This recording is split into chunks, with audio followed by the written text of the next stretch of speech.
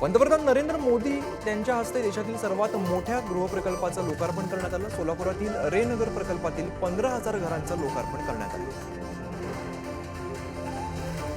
पंतप्रधान मोदींच्या हस्ते सोलापुरातील रे नगर प्रकल्पातील लाभार्थ्यांना घराच्या चावीचं वाटप करण्यात आलं। तसंच लाभार्थ्यांना पीएम स्वनिधी योजनेतून कर्ज वाटप देखील करण्यात आलं। सोलापुरातील प्रकल्पाचं लोकार्पण करताना पंतप्रधान मोदी भावुक झाल्याचं पाहायला मिळालं। हजारो गरीब कुटुंबांचं स्वप्न साकार होतंय तेव्हा आनंद होतोय असं म्हणत मोदी भावुक झाले। मोदींची गॅरंटी म्हणजे गॅरंटी पूर्ण होण्याची गॅरंटी असल्याचं पंतप्रधान मोदी म्हणाले। या गृहप्रकल्पाच्या भूमिपूजनावेळी या घरांच्या चाव्या मीच देणार अशी गॅरंटी दिली होती, ही आठवण करून देत मोदींनी आठवण करून दिली। राजकीय हेतूने मोदी महाराष्ट्र दौऱ्यावरती आल्याची टीका संजय राऊत यांनी केली। अयोध्येतील राम मंदिराच्या राजकीय प्रचारासाठी मोदींचा महाराष्ट्र दौरा असल्याची टीका त्यांनी केली। पंतप्रधान नरेंद्र मोदी हे केवळ प्रचार मंत्री आहेत अशी टीका नाना पटोलेंनी केली आहे। तर सोलापुरात ही योजना मनमोहन सिंग यांच्या काळातली आहे, मोदी एक खोटं बोलत आहेत अशी टीका त्यांनी केली। देशातील 25 कोटी लोकांना गरिबीतून मुक्त केल्याचा दावा पंतप्रधान मोदींनी केलाय। केंद्र सरकारने 50 कोटी लोकांनी देशातील बँकिंग व्यवस्थेशी जोडल्याचं देखील सांगितलं। सोलापुरातील कार्यक्रमात पंतप्रधान मोदींनी मराठीतून भाषणाची सुरुवात केली। यावेळेला त्यांनी पंढरपूरच्या विठ्ठलाला आणि सोलापूरचं ग्रामदैवत सिद्धेश्वर महाराजांना मराठीमधून नमन केलं। मी जे जॅकेट घालतो त्यातील काही जॅकेट सोलापुरात तयार केली जात असल्याचं पंतप्रधान मोदींनी सांगितलंय। आपला एक मित्र हा जॅकेट पाठवत असल्याचं त्यांनी सांगितलं। पंतप्रधान आवास योजनेतून सोलापूरप्रमाणे ग्रामीण भागातील कामगारांसाठी घरं उभारण्यात येणार आहेत अशी घोषणा मंत्री अतुल सावे यांनी केली। असंघटित कामगारांसाठी ग्रामीण भागामध्ये घरांची निर्मिती करणार असल्याचं त्यांनी सांगितलं। आदित्य ठाकरेंची संध्याकाळी 5 वाजता पत्रकार परिषद होणार आहे। मुख्यमंत्री शिंदे कालच दावोस दौऱ्यावरून परतले असून त्यावरती आदित्य ठाकरे काही बोलणार का याकडे लक्ष लागलंय। मुंबई शहर आणि उपनगरामध्ये ठाकरेंच्या शिवसेनेने भाजपाला धक्का दिलाय। भाजप आणि संघाच्या पदाधिकाऱ्यांनी उद्धव ठाकरेंच्या उपस्थितीत पक्षप्रवेश केला। भाजपाचा मुंबईतील उत्तर भारतीय पदाधिकारी ठाकरेंच्या सेनेत प्रवेश केला। महाविकास आघाडीच्या लोकसभेच्या 35 जागांबाबत चर्चा पूर्ण झाली आहे। आता केवळ 13 जागांवरील चर्चा बाकी आहे। अंतिम जागा वाटपावरती 24 किंवा 25 तारखेला घोषणा होण्याची शक्यता आहे। मुंबईत समसमान जागांसाठी काँग्रेस आग्रही असल्याची माहिती आहे। मुंबईत 3 ते 4 जागांवरती काँग्रेसची मोठी ताकद असल्याचं वर्षा गायकवाड यांनी सांगितलं। तर दुसरीकडे दक्षिण मुंबई, दक्षिण मध्य मुंबई, ईशान्य मुंबई आणि उत्तर पश्चिम मुंबईसाठी ठाकरेंची सेना आग्रही आहे। चेंबूरमध्ये शिवसेनेचं शाखा कार्यालय ताब्यात घेण्यासाठी ठाकरेंच्या शिवसेनेचे नेते पोहोचल्याने शिंदेच्या शिवसैनिकांनी त्यांना विरोध केलाय। दरम्यान परिसरामध्ये तणावाचं वातावरण निर्माण झाल्याने पोलिसांचा मोठा बंदोबस्त तैनात करण्यात आला। काँग्रेसची पूर्व विदर्भाची विभागीय बैठक उद्या गडचिरोली इथे होणार आहे। या बैठकीच्या निमित्ताने नागपूरमध्ये अशोक चव्हाण, विजय वडेट्टीवारांची भेट घेत नियोजनासंदर्भात चर्चा केली। भाजपामध्ये लॉबी चालत नाही तर सर्वे होतो असं म्हणत भाजप नेते राम शिंदे यांनी लोकसभेच्या उमेदवारीची इच्छा व्यक्त केली आहे। अहमदनगरमधील गणपती मंदिरात ते स्वच्छता करत होते त्यावेळेला त्यांनी भाष्य केलं। बारामतीमध्ये शरद पवारांच्या उपस्थितीत पदाधिकाऱ्यांची निवड करण्यात आली। यावेळेला पवारांनी अनेक दिवसांपासून अजितदादा बरोबर सक्रिय काम करणाऱ्या पदाधिकाऱ्यांची निवड केली आहे। त्यामुळे अजित पवार गटाला मोठा धक्का बसला। सरकारच्या शिष्टमंडळाने सगळे सोयरे संदर्भात सुधारित मसुद्यावरती मनोज जरांगे यांनी नाराजी व्यक्त केली आहे। सरकारकडून वेळगाडूपणा सुरू असल्याचा आरोप त्यांनी केलेला आहे। तसंच उद्या मुंबईकडे कूच करणार असल्याचंही त्यांनी सांगितलं। मनोज जरांगे पाटील यांच्या मुंबई प्रवासासाठी खास व्हॅनिटी व्हॅनची सोय करण्यात आली आहे। या व्हॅनमध्ये एसी, सोफा, फ्रीजसह अत्याधुनिक सोयी सुविधा सुद्धा आहेत। मराठा आरक्षणाच्या मागणीसाठीच्या मुंबई मोर्चाची अंतरवाली सराटीमध्ये जोरदार तयारी सुरू आहे। भगवे झेंडे घेऊन मराठा बांधव मोठ्या संख्येने अंतरवालीमध्ये दाखल झाले। मनोज जरांगे पाटील यांना पाठिंबा असल्याचं आमदार शिवेंद्रराजे म्हणाले। ओबीसींच्या आरक्षणाला धक्का न लावता आरक्षण देण्याबाबत मुख्यमंत्री आणि उपमुख्यमंत्री सकारात्मक असल्याचंही ते म्हणाले। जालना जिल्ह्यातील महिलांनी जरांगे पाटलांच्या मुंबईतील आंदोलनामध्ये सहभागी होण्यासाठी तयारी सुरू केली आहे। यावेळेला महिलांकडून लाडू, चिवडा आणि दशम्या आणि चटण्या तयार करण्यात आलेल्या आहेत। दरम्यान जरांगेंच्या आंदोलनाच्या एका फोनची वाट महिला बघत असल्याची माहिती समोर येते। किती दबावतंत्र वापरण्याचा प्रयत्न केला तरी उद्धव ठाकरे यांची साथ सोडणार नाही असा निर्धार राजन साळवी यांनी केला। ठाकरेंच्या शिवसेनेचे आमदार राजन साळवी यांच्या समर्थनार्थ रत्नागिरी शहरामध्ये बॅनरबाजी करण्यात आली आहे। वाघ एकला राजा, बाकी खेळ माकडांचा अशा आशयाचे बॅनर्स लावण्यात आले। सोलापूरच्या सांगोल्यातील कृषी प्रदर्शनाचं शरद पवार यांच्या हस्ते उद्घाटन करण्यात आलं। स्वर्गीय आमदार भाई गणपतराव देशमुख यांच्या स्मरणार्थ या कृषी प्रदर्शनाचं आयोजन करण्यात आलं। पालघर जिल्ह्यातील प्रस्तावित वाढवण बंदराची जनसुनावणी सुरू होताच स्थानिक महिलांनी विरोध केला। यावेळेला महिलांनी या जनसुनावणीला पाठिंबा देण्यासाठी बाहेरून लोक आणल्याचा आरोप महिलांनी केला। वाढवण बंदराच्या जनसुनावणीला विरोध केल्याने ठाकरे गटाच्या पालघर जिल्हा प्रमुखावरती गुन्हा दाखल करण्यात आला। आपल्यावर खोटा गुन्हा दाखल केल्याचा आरोप राजेंद्र पाटील यांनी केला। रेल रोको आंदोलनाचा इशारा दिल्याप्रकरणी अटक करण्यात आलेल्या रविकांत तुपकरांची न्यायालयाने जामिनावरती सुटका केली आहे। यावेळेला न्यायालयाने तुपकर यांची अटक बेकायदेशीर ठरवत जामीन मंजूर केला। राज्य सरकारच्या अंगामध्ये जनरल डायर घुसलाय। एखाद्या नक्षलवाद्याप्रमाणे रविकांत तुपकर यांना अटक करण्यात आली अशी टीका शरद पवार गटाचे युवक आघाडीचे प्रदेशाध्यक्ष मेहबूब शेख यांनी केली। संभाजीनगरमध्ये ठाकरेंच्या शिवसेनेकडून जनाधिकार दरबाराचं आयोजन करण्यात आलं होतं। यावेळेला अंबादास दानवेंच्या नेतृत्वातील दरबार नागरिकांनी समस्या मांडल्यात। दरम्यान मोठ्या संख्येने नागरिकांनी यात सहभाग नोंदवला। मुंबईला बेट म्हणून पाहण्याऐवजी मुख्य भूमी म्हणून पाहणं चुकीचं असून मुंबईचं व्यवस्थापन बेटाप्रमाणे व्हावं अशी मागणीची याचिका हरित लवादाकडे दाखल करण्यात आली आहे। याची दखल घेत हरित लवादाने केंद्र आणि राज्य सरकारकडून उत्तर मागवलं। मुंबईतील सायन रेल्वे स्टेशनवरील 110 वर्ष जुना पूल उद्यापासून वाहतुकीसाठी बंद करण्यात येणार आहे। जुना पूल जमीनदोस्त करून नवा पूल बांधला जाईल। अंधेरी पूर्व पश्चिम जोडणाऱ्या गोखले पुलाची डेडलाईन पुन्हा पुढे जाण्याची शक्यता आहे। फेब्रुवारी 2024च्या पहिल्या आठवड्यापासून पुलाची एक लेन सुरू होणार होती, मात्र आता ही लेन सुरू होण्यासाठी मार्च उजाडण्याची शक्यता आहे। ठाण्यात पुढील 36 तास पाण्याचा ठणठणाट असणार आहे। आज सकाळी 9 ते उद्या रात्री 9 वाजेपर्यंत पाणी पुरवठा बंद असणार, त्यामुळे ठाणेकरांनी पाणी जपून वापरण्याचं आवाहन पालिकेने केलं। मराठवाड्यातील 8 जिल्ह्यांमध्ये 750 लघु सिंचन प्रकल्पातील पाणीसाठ्यामध्ये घट झाली आहे। प्रकल्पातील पाणीसाठा यंदा गतवर्षीच्या तुलनेत तब्बल 38% खाली आलाय। विभागीय आयुक्त कार्यालयाच्या अहवालातून ही माहिती समोर येते। मुंबई टाटा मॅरेथॉनमध्ये सहभागी होणाऱ्यांसाठी मध्य आणि पश्चिम रेल्वेकडून विशेष लोकल सोडण्याचा निर्णय घेण्यात आलाय। कल्याणमधून शनिवारी मध्यरात्री 2 वाजता तर विरारमधून मध्यरात्री 2:15 वाजता लोकल सोडण्यात येणार आहे। खासगी कोचिंग क्लासेससाठी केंद्राने नवीन गाईडलाईन जाहीर केली आहे। कोचिंग क्लासेसमध्ये 16 वर्षांपेक्षा कमी वयाच्या विद्यार्थ्यांना प्रवेश देता येणार नाही। चांगले गुण किंवा रँक मिळवून देण्याची हमी देता येणार नाही। अँटीबायोटिक्स लिहून देण्याचं डॉक्टरांना आता कारण सांगावं लागणार आहे। या औषधांचा जास्त प्रचार न करण्याचं आरोग्य मंत्रालयानं म्हटलंय। दरम्यान डॉक्टरांच्या प्रिस्क्रिप्शन शिवाय प्रतिजैविक औषधं न देण्याचं आवाहन करण्यात आलंय। दिल्लीतील महाराष्ट्र सदनमध्ये मराठी भाषा पंधरवडा दिनाचं आयोजन करण्यात आलं। यावेळेला पंधरवड्यात महाराष्ट्रातून मोठ्या संख्येने पुस्तक विक्रेते सहभागी झाले। दरम्यान चहावाल्या लेखकांची पुस्तक विशेष आकर्षण ठरत आहे। विकास कामांसाठीच्या निधी वाटपाचे अधिकार मुंबई शहर आणि उपनगरच्या पालकमंत्र्यांना देण्यात यावे अशा राज्य सरकारच्या निर्णयाला आव्हान देणारी याचिका वर्षा गायकवाडांनी हायकोर्टाने फेटाळली आहे। ठाकरेंच्या शिवसेनेच्या नेत्या किशोरी पेडणेकर यांनी वाशिमच्या पोहरा देवीचं दर्शन घेतलंय। उद्धव ठाकरे यांना चांगलं आरोग्य मिळावं यासाठी पोहरा देवीला साकडं घातल्याचं त्यांनी सांगितलं। अयोध्येतील राम मंदिराच्या गाभाऱ्यामध्ये स्थापन करण्यात आलेल्या प्रभू श्रीरामाच्या मूर्तीची पहिली झलक पाहायला मिळाली। श्रीरामाच्या मूर्तीचा पहिला फोटो आता समोर आला आहे। पंतप्रधान नरेंद्र मोदी यांनी 22 जानेवारीला संध्याकाळी प्रभू श्रीरामाच्या नावाने दीप प्रज्वलन करण्याचं आवाहन केलंय. मोबाईलची फ्लॅशलाईट चालू करून दीप प्रज्वलनाचा संकल्प करण्याचं आवाहन मोदींनी केलं.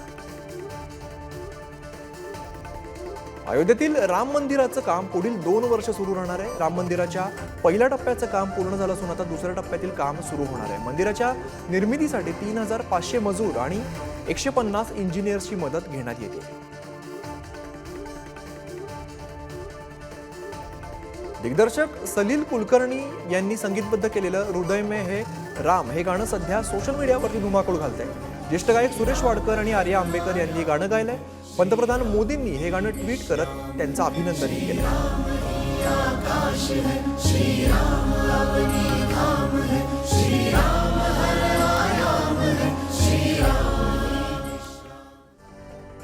सांगलीच्या मिरजेत प्रभू श्रीरामाची तब्बल 100 फूट उंचीची रांगोळी रेखाटण्यात आली आहे. रांगोळीकार आदम अली मुजावर यांनी ही रांगोळी रेखाटली आहे.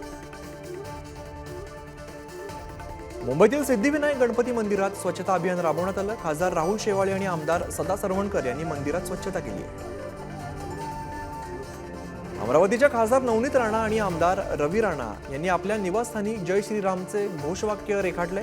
यावेळेला 22 जानेवारी हा दिवस दिवाळीसारखा साजरा करण्याचं आवाहन नवनीत राणांनी केलं. नाशिकच्या रविवार कारंजामध्ये प्रभू श्रीरामाची लाकडी मूर्ती साकारली जाणार आहे. यावेळेला 15,000 बुंदींच्या लाडूंचं वाटप केलं जाणार आहे. 2 दिवसांपासून लाडू निर्मिती सुरू आहे. चंद्रपूरच्या धनोटी गावातील एका 20 वर्षीय तरुणाने सायकलने अयोध्येला जाण्याचा निर्धार केलाय. सुमारे 1000 किलोमीटरचं अंतर पार करून 10 दिवसांनी तो अयोध्येला पोहोचणार.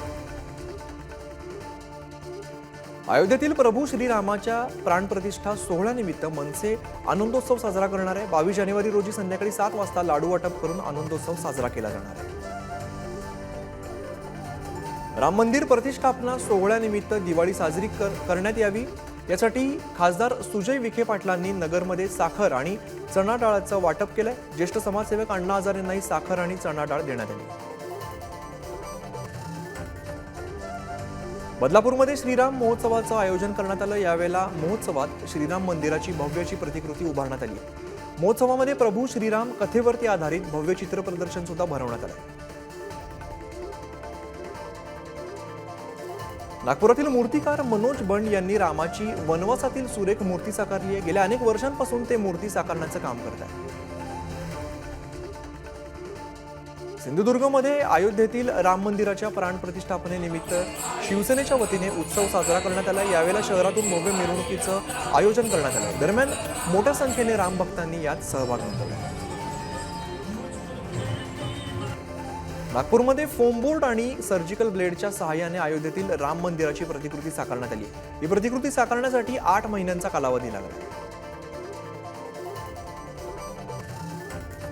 डोंबिवलीमध्ये पुस्तकांचा वापर करून राम मंदिराची प्रतिकृती साकारण्यात आली आहे. यावेळेला 62,500 पुस्तकांचा वापर करत ही प्रतिकृती साकारण्यात आली आहे. दरम्यान 30 दिवसात ही प्रतिकृती पूर्ण करण्यात आली.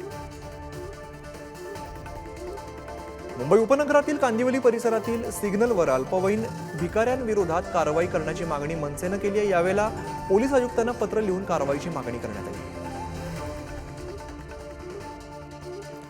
पंतप्रधान मोदींच्या आवाहनानंतर धुळे शहरातील मंदिरांमध्ये पालिकेतर्फे स्वच्छता मोहीम राबवण्यात आली. बालाजी मंदिर, यल्लम्मा देवी मंदिर, विठ्ठल मंदिर आणि समर्थ वाग्देवता मंदिरात स्वच्छता मोहीम राबवण्यात आली. नागपुरातील प्रसिद्ध साई मंदिराला अयोध्येतील राम मंदिर लोकार्पणाचं विशेष निमंत्रण मिळालंय. राम मंदिर निर्माणासाठी या मंदिराने 25 लाख रुपयांचा निधी दिला होता. भिवंडीत राम मंदिर लोकार्पण सोहळा धूमधडाक्यात साजरा होणार आहे. त्या पार्श्वभूमीवरती भिवंडी पोलीस उपायुक्तांची शांतता समिती सदस्यांबरोबर नियोजनासंदर्भात बैठक पार पडली. गोंदिया इथल्या अग्रसेन भवनाजवळील 400 वर्ष प्राचीन राम मंदिराचा जीर्णोद्धार केला जाणार आहे. माजी आमदार राजेंद्र जैन यांच्या पुढाकाराने जीर्णोद्धार करण्यात येतो. समृद्धी महामार्गावरील ट्रॅव्हल्स अपघातातील पीडित कुटुंब अद्यापही न्यायाच्या प्रतीक्षेत आहे. फडणवीसांनी जाहीर केलेली 25 लाखांची मदत 6 महिन्यानंतरही न मिळाल्याने पीडित कुटुंब आज फडणवीसांच्या घरासमोर रामनामाचा जप करणार आहे. हिंगोली जिल्ह्यात भाजपाच्या वतीने दीवार लिखाण अभियानाला सुरुवात झाली आहे। यावेळेला भिंतीवरती पुन्हा एकदा मोदी सरकारच्या घोषवाक्यांचं लिखाण करण्यात येतं। सांगलीच्या मिरजेमध्ये विविध कामांसाठी मध्य रेल्वेकडून मेगा ब्लॉक घेण्यात आला। यामुळे मिरज रेल्वे स्थानकातून रेल्वे वाहतूक पूर्णपणे ठप्प झाली, त्यामुळे प्रवाशांना या अडचणींचा सामना करावा लागतो। वसई विरार शहर महापालिका कर वसुलीसाठी ऍक्शन मोडवरती आली आहे। यावेळेला नोटीसला योग्य प्रतिसाद न देणाऱ्या करधारकांची मालमत्ता सील करून त्यांचा लिलाव करण्यात येणार आहे, त्यामुळे फेब्रुवारीपर्यंत कर भरण्याचं आवाहन उपायुक्तांनी केलं आहे। मनोज जरांगे पाटील यांच्या जीवनावरती आधारित संघर्ष योद्धा चित्रपटाच्या चित्रीकरणाला आजपासून सुरुवात झाली आहे। आंतरवाली सराटीतून या चित्रपटाच्या चित्रीकरणाला सुरुवात झाली आहे। 26 एप्रिलला चित्रपट प्रदर्शित होणार आहे। पुण्याच्या खडकवासलामध्ये रस्त्याचं रुंदीकरण झाल्यानंतरही विजेचे खांब वर्दळीच्या ठिकाणी असल्याची बाब समोर आली, त्यामुळे अपघात होण्याची शक्यता आहे। दरम्यान तातडीने याचा बंदोबस्त करण्याची मागणी नागरिक करतात।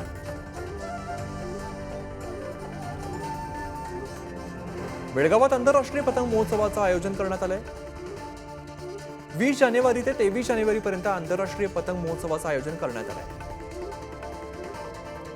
धुळ्यात शाकंभरी माता मंदिरात शाकंभरी नवरात्र उत्सवाला सुरुवात झाली। यावेळेला या उत्सवात विविध कार्यक्रमांचं आयोजन करण्यात आलंय। दरम्यान शेवटच्या दिवशी शाकंभरी मातेला 56 भोग नैवेद्य दाखवला जाणार आहे।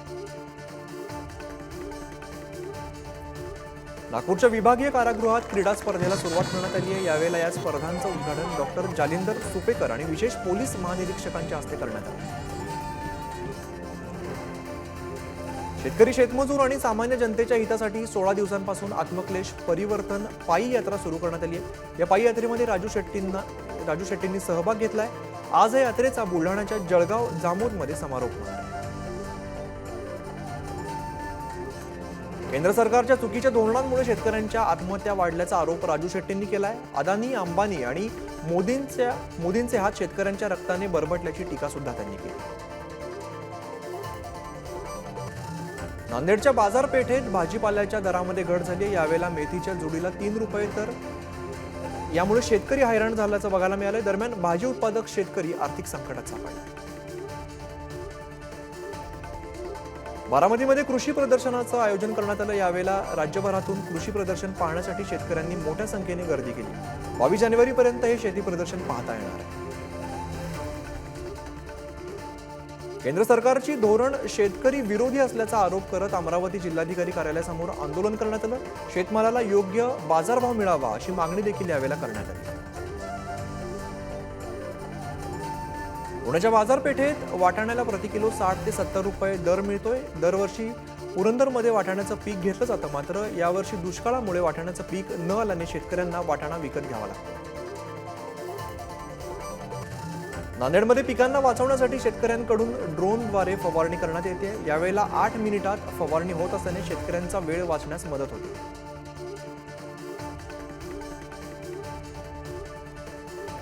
पुण्याच्या जुन्नर तालुक्यातील आणि माळशेजच्या उत्तर भागातील कांदा पिकावरती मावा आणि करपा रोगाचा प्रादुर्भाव झाला। यावेळेला शेतकऱ्यांकडून कीटकनाशकाची फवारणी करण्यात येते। दरम्यान शेतकऱ्यांना याचा आर्थिक फटका बसण्याची शक्यता आहे।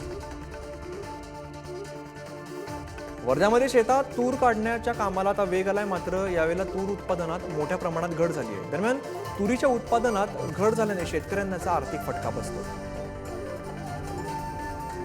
सिंधुदुर्गच्या बांबर्डे गावातील फळांगामध्ये हत्ती शिरल्याची घटना घडली आहे। हत्ती असल्याची माहिती ग्रामस्थांना मिळताच ग्रामस्थ बागेमध्ये आले। दरम्यान वन विभागाने या हत्तींचा बंदोबस्त करण्याची मागणी नागरिकांनी केली। नांदेड जिल्ह्यात कापसाला दर मिळत नसल्याने शेतकरी हवालदिल झालाय। यावेळेला भाववाढीच्या अपेक्षेने शेतकऱ्यांनी कापूस साठवून ठेवला होता। दरम्यान दर मिळत नसल्याने शेतकरी आर्थिक संकटात सापडले। घरात साठवलेल्या कापसात पडलेल्या किड्यांमुळे धुळे जिल्ह्यातील बहुतांश शेतकऱ्यांना त्वचारोग होताना निदर्शनास आलंय। त्वचा लाल होणे, खाज सुटणे अशा आजारांमुळे शेतकरी त्रस्त झाले। बाजारात मिळत असलेल्या हमी भावामुळे यावर्षी वाशिम जिल्ह्यात 476 हेक्टरवरती मोहरी पिकाची पेरणी झाली आहे। पोषक वातावरणामुळे आता मोहरी पीक बहरू लागले। हरभरा, गहू, तूर पिकाला पर्याय म्हणून मोहरीला पसंती मिळते। शेतकऱ्यांच्या प्रलंबित मागण्यांसाठी स्वतंत्र भारत पक्षाने धुळ्यामध्ये धरण आंदोलन केलं। यावेळेला शेतीसाठी दिवसा वीज द्यावी अशी मागणी करण्यात आली। बीडच्या रुई पिंगळा गावामध्ये गैनीनाथ यात्रेनिमित्त कुस्ती स्पर्धेचं आयोजन करण्यात आलं। यावेळेला राज्यातील विविध भागातून कुस्तीवीरांनी सहभाग घेतला।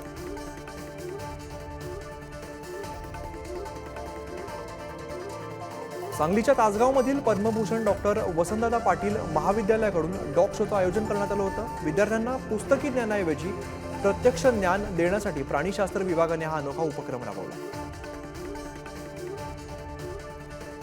नाशिकमधल्या महंतांना तब्बल 40 लाखांचा गंडा घालण्यात आलाय। सीता गुहे शेजारी असलेल्या गोरेराम मंदिराच्या जीर्णोद्धाराच्या बहाण्याने गंडा घालण्यात आला। या प्रकरणी तिघांवरती गुन्हा दाखल करण्यात आला। गडचिरोली जिल्ह्यामध्ये नागरिकांवरती हल्ले करणाऱ्या वाघिणीला जेरबंद करण्यात आले। यावेळेला वनविभागाच्या पथकाला मोहीम राबवत वाघिणीला जेरबंद करण्यात यश आलं। त्यामुळे नागरिकांनी सुटकेचा निश्वास टाकला।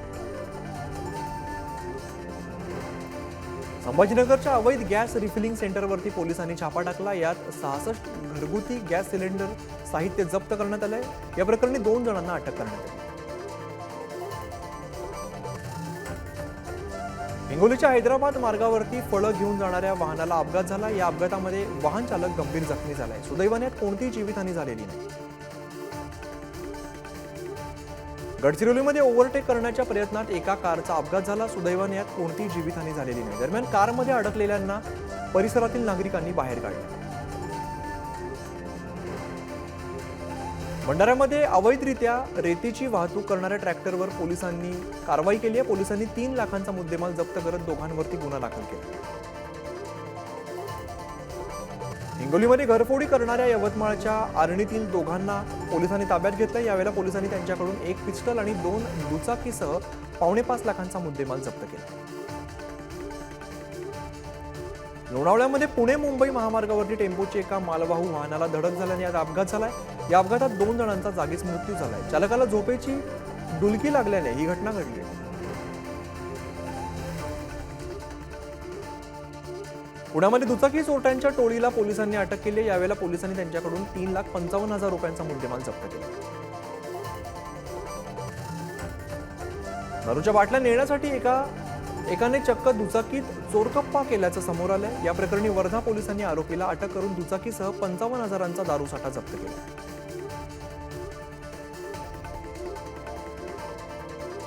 नागपूर पोलिसांनी वाळू माफियाच्या अड्ड्यावरती छापा टाकत 9 जणांना अटक केली। यामध्ये 3 टिप्पर जप्त करण्यात आले तर 70 लाखांचा मुद्देमालही जप्त केला।